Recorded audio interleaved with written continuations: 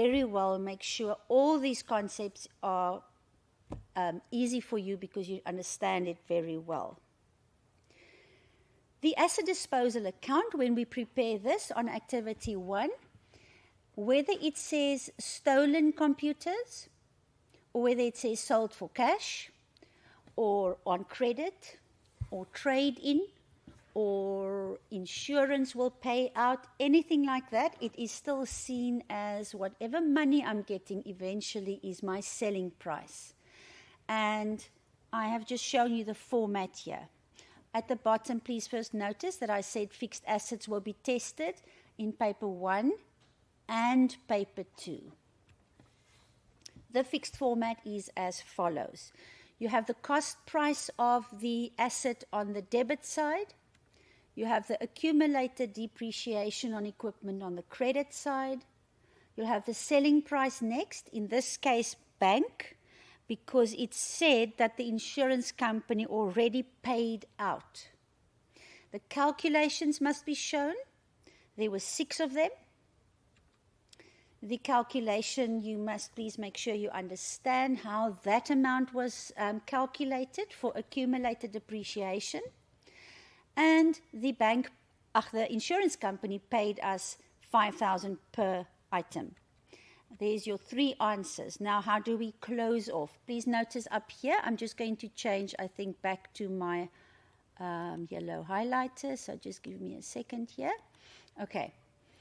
What did I want to say? Okay, close off. This account is not balanced. We do not want to see balance carried down, balance brought down. You close it off. And to close it off, you subtract the 2 sides. They must both be 79,200. And because the debit minus the credit side gives you a gap on the credit side, my selling price, in this case my insurance payout, was not enough. So we made quite a big loss there. And look at that. That's how simple the asset disposal ledger account is. We jump to activity 4, where, again, same knowledge. We just showed you the loss on sale of asset in activity 1, where the computers were stolen. When we go to activity 4, the first question or the second question is calculate profit or loss. And they gave us here the selling price, and you need to know what the carrying value is. Now, the carrying value was calculated in the previous question, and you should immediately say, if I ask you what's carrying value, you should say it is cost price minus accumulated. And because I sold it at higher than carrying value, I made a profit. So actually there I should have typed profit. So I'll just underline profit. So make sure you end by saying it's a profit. And it's just 2 marks, by the way. I did say before you start, look at the marks. Now, if it's a 2-mark question, it cannot be difficult. You cannot take long. It works on the previous question, which was actually for 5 marks. That's where you did the work. In 2.1, that's a type. I see. I did activity 4, and then for some or other reason, I went back to activity 2, just to show you the same question. Profit or loss on disposal of the computer. But now it's different. Now it's 6 marks in the first question because it's 2.1. Everything must still be calculated. That doesn't look too difficult. That is obviously the cost price, the selling price, 30,000. And same as up there. When I had the carrying value, you just work out the accumulated depreciation. I think I'll start again. Cost price 30,000. Old accumulated that, but for the extra months until 31 August, my pro rata depreciation was another 1632. And then if you sold it for 8,000, that is the profit or loss. I said there you can also draw the ledger. Let's look at the ledger. It's the same as the one I started this video with. On the debit side, we also call this, depending on your method at school, the step 1, transfer your cost price to the asset disposal account. Step 2 would have been this one down here, where I calculated depreciation for another 6 months pro rata. So I've now updated my accumulated, show your calculation, and that will then be step 3. Transfer accumulated depreciation on equipment to the asset disposal account. Obviously here it was sold for cash. And again, the carrying value is more than the 8,000 we received. Therefore, again, it shows a loss. And the loss is 66,888. Again, you must not write balance.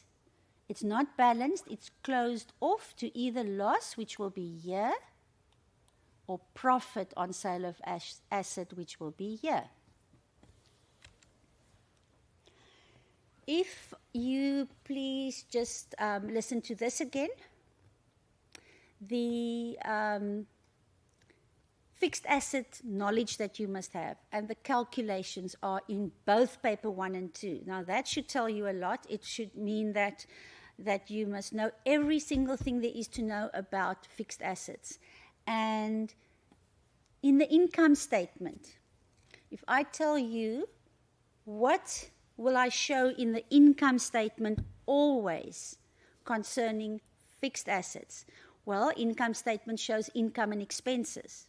So there could be a profit on sale of asset, or under operating expenses, a loss on sale of asset. There will be depreciation. The depreciation can be a lot of calculations. It could be on equipment, old and new. It could be on vehicles, where you could have an old one, a new one, and a sold one. So think about how many amounts and therefore marks already go into that. And then that will follow on to a balance sheet where there is the fixed asset note. Now you know, because you did it in grade 11 at the start of grade 11, how many marks a fixed asset note can count. Now I doubt that in your exam they will make you do it from A to Z, because you have 2 exam papers and they cannot put so many marks in just for the one topic. But if they give you the fixed asset note partially completed, you need to understand that to solve the missing amounts, you might have to quickly draw a ledger account. And remember, I said quickly. So practice your fixed assets very well. This next question is on what will we show in our cash flow statement. Now, you'll see here it says calculate. Sorry, that AT mustn't be there, or the A. Calculate the cost of new delivery vehicles purchased for the cash flow statement. Now here is where I want to just quickly use the white paper and tell you the following. When you do cash flow statement, just quickly, this is not the topic, but you know there are 3 blocks. Cash flow from operating activities, cash flow from investing activities, cash flow from financing activities, and investing activities shows purchase of fixed assets, bracket, proceeds on sale of fixed assets, positive.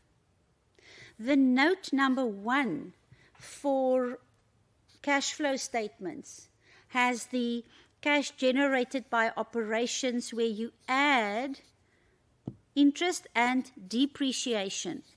So if I can just take another color, there's an amount that's about fixed assets. This is in cash flow. That's another amount. Here's another amount. So in other words, fixed assets and your use and knowledge of that will come into both exam papers all over the place.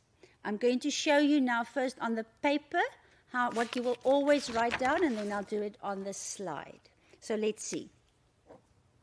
If I write carrying value, I am shortening or giving you a short version of the fixed asset notes. What does this stand for? Additions at cost price. What does this stand for? Disposals at carrying value. And then, of course, depreciation. That is, that is a bracket, that is a bracket, and this is the answer. In every cash flow question, they'll have one item missing. They probably will give you this amount and that amount. Maybe they give you the depreciation and the disposal and not the additions at cost. I actually think this question works like that. So that is how you then solve it. Very easy, but it must be done quickly, and this is the thing you write down. Let's see. Yes, the information in question or activity 3, I'm just going to go to activity 3, just give me a second. Let's see. Fixed assets, activity 3. The information was given like this. They gave you inside the balance sheet, which is on page 11, the fixed assets carrying value start and end. Then they gave you the disposals in information C. They gave you the depreciation on the previous page, and then you work out this amount. But now remember, the 3051800, and please notice brackets as you work backwards. Work this out carefully. Make sure you always do it right. This includes land and buildings, and the question says, what was the vehicle amount we purchased? There's your answer. I think this is our last question on this in this video on fixed assets. Just quickly want to show you, when they say complete the asset register, you can be asked for 2 marks. What is an asset register? Or the purpose of an asset register? It shows the details of an individual fixed assets. For example, when it was bought, how much it was bought for, how it is depreciated, what it was sold for, and then year by year the depreciation. So let's just see if that is true if you look at this, and then I'm done with this video. It is a delivery vehicle. That is the model. That is the registration number. It was bought for 120. This is very important so that you know that's where the depreciation starts. Also, where it was bought, what is the method, and what is the percentage. Interesting, by sold to, it says stolen. And then the date that it was sold or stolen. And then just quickly, if I bought it 1 April 17, it was 11 months until February 18. So that's my first amount for depreciation. After that, a full year, but notice now, I'll just draw brackets like that. That is now the carrying value times 20% for a year. And then it's again not a full period, because from end of the previous year till 1 September 19 was only 6 months. And then you fill in the accumulated depreciation. Obviously, every year you add the 19,600 to get the 41,600. Then you add the 7,840 to get the 49. And then where does this come from? Bought for 120, accumulated at time of sale 49, carrying value 70. Okay, that concludes my lesson for fixed assets. Although it's a shorter lesson, slightly shorter, please practice as much as you can. It's actually very logical. The more you practice, the better you get. Thank you.